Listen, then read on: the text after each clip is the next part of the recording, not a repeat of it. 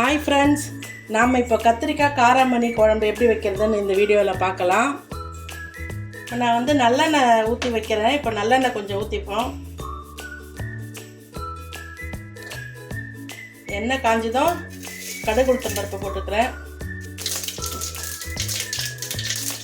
சீரகம் ஒரு 1/4 ஸ்பூனு, வெந்தயம் ஒரு பெஞ்சு,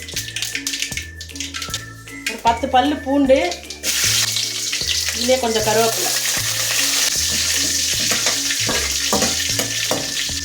சின்ன வெங்காயம் அரிஞ்சிருக்கேன், ஒரு 10 சின்ன வெங்காயம் எடுத்துருக்கேன்.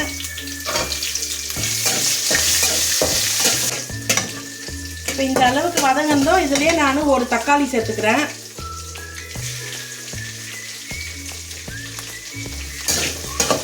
வெங்காயம் தக்காளி நல்லா வதங்கட்டும். இப்போ நல்லா இது வெங்காயம் தக்காளி நல்லா வதங்கிடுச்சு. இந்த ஸ்டேஜில் வந்து கத்திரிக்காய், முருங்கைக்காய், கருணக்கிழங்கு, காராமணி வந்து தனியாக நான் ஒரு 3 விசில் விட்டு வேக வச்சுருக்கேன். இப்போ நீங்கள் மத்தியானம் செய்யணுன்னா காலையிலேயே ஊற வச்சிடணும். மத்தியானத்துக்கு அப்போ தான் ஊறும். இப்போ காலையிலே செய்யணுன்னா நீங்கள் நைட்லேயே ஊற வச்சிடணும். இப்போ இதை நைட்டு ஊற வச்சேன். இப்போ 3 விசில் வச்சு தனியாக வேக வச்சுருக்கேன். இப்போ இதுலேயே காராமணியை சேர்த்துக்கலாம்.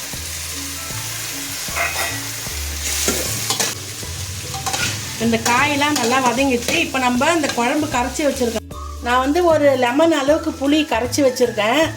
இதுலேயே வந்து ஒரு 2.5 ஸ்பூன் மிளகாத்தூள் சேர்த்துக்கிறேன்.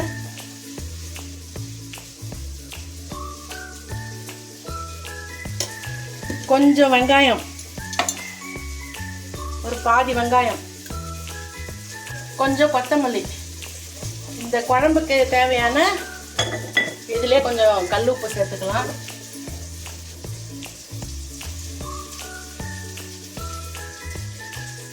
இது எல்லாத்தையும் நம்ம வந்து நல்லா கரைச்சிக்கணும். நல்லா கரைச்சி வச்சிடணும். அதை நல்லா இதுலேயே மிளகாத்தூள், உப்பு, கொத்தமல்லி, வெங்காயம்லாம் போட்டு கரைச்சி வச்சுருக்கோம். இப்போ இந்த குழம்பை இதில் சேர்த்துக்கலாம்.